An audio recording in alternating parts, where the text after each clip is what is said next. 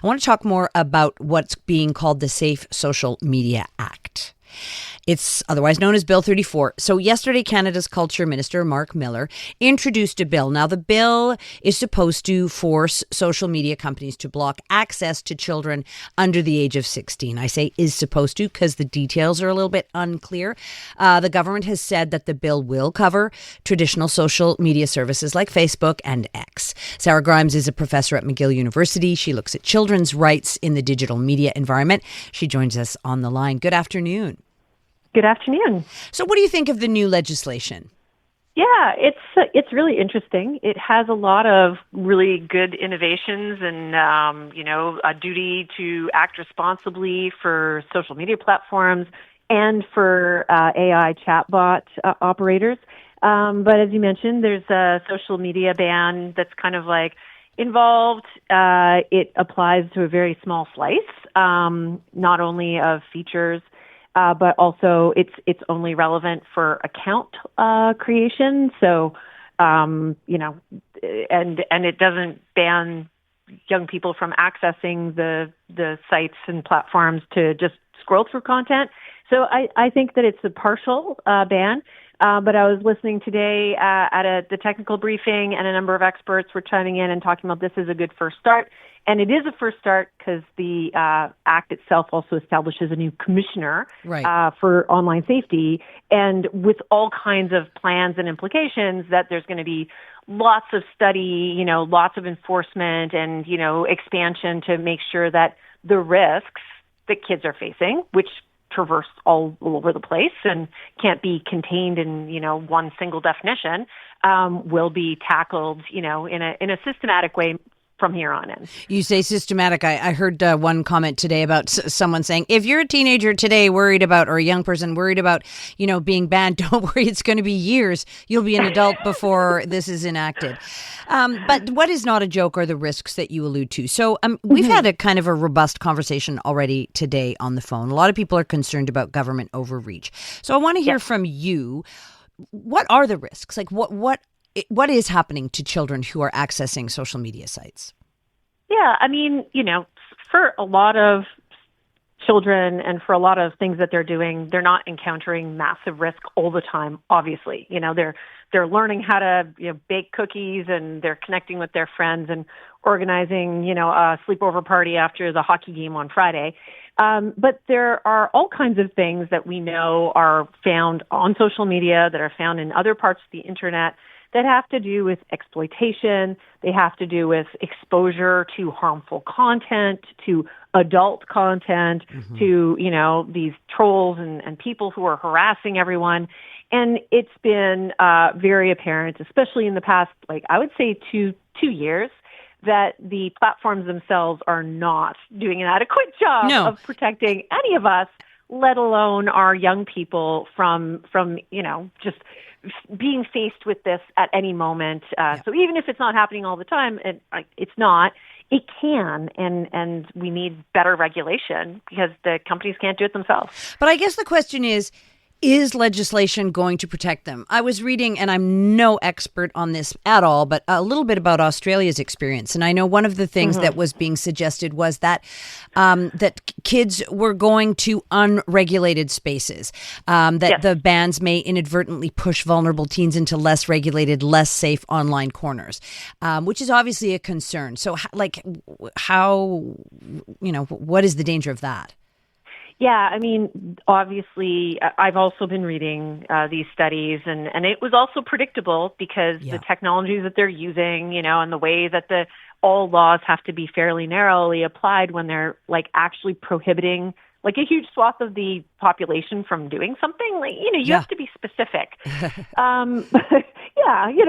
Pretty good idea. Yeah. But, I think that one of the things about the bill is it's not about that only. It is part of it, but they also outline these 7 major harms. And although this is reserved to social media, and kind of these social companies or platforms, I should say, the harms themselves are being identified as harmful, first of all. So, intimate content being shared against my will, if an ex is trying to get revenge, all of these things that we know are harmful and are illegal in the real world are being clarified of how they're illegal in the online world. And there's all these mechanisms that they're enforcing and asking the platforms to enforce in terms of like, you come across CSAM, you are not under safe harbor. You take that down immediately. And if you don't, there's fines they're coming your way, and then escalating repercussions for that. And a number of other things too. Tools to block users. Like, you're being harassed by some troll. And this isn't just for children. This is for all of us, that the tools have to actually work. They have to be clear, So there's a number of other components to this that I think have a much greater chance of having that wider spread impact. Because you're right, a lot of teens are going to listen to the rules because they do, but a lot of teens are not going to listen to the rules, and a lot of spaces just aren't going to be included. So it's not the end-all be-all, the ban, but the act is a great first step towards Canada asserting these things are illegal here. We don't want them, and setting up a system for actually prohibiting them moving forward. And I know what you're going to say. Tell me. You're going to say, how can a little country like Canada have any impact on these, megalith giant companies? But we're not alone in doing these moves. We have other little countries like Australia. Exactly. All the little medium powers. I was thinking more of the UK, but you're right, the medium powers, as well as Brazil, that are similarly not just focusing on a age ban, they're focusing on these requirements for changing unhealthy and harmful designs. Yeah. And, if there's enough of us, I guess my ultimate question, though, to you, and I don't even know if you can answer this, but, we've had a lot of pushback saying, parents need to be more responsible. Government can't legislate everything. And I guess the question is legislation that important into curbing this problem, or is it just like a tool in the toolbox?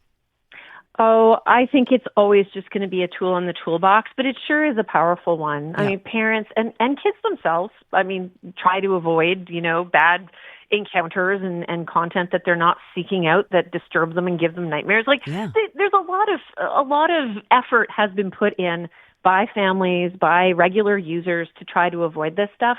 And it's being pushed on us oftentimes. Like, we have recommender systems that are pushing, manosphere and extremist content on tween boys. This isn't a fair playing ground. Parents can't do everything. The companies are changing the rules constantly. And, the only priority for many, obviously not all companies involved here are big tech companies who are espousing this ideology, but they're just trying to prolong engagement, right, for as long as possible. So, we're not powerless. We are going to have to keep on it. One of the things that the Act actually talks about is parental controls, and making sure that these actually function. Yeah. These will all be really important tools, and so will digital literacy, because we're really uneven in Canada around that, and it's not up to the kids to protect themselves against these grown-ups and big, powerful companies. But if they're going to be able to participate in, building resiliency and building a safer space, and they need to be active participants in that process, we need to give them the tools to recognize the stuff when they see it, to know what to do.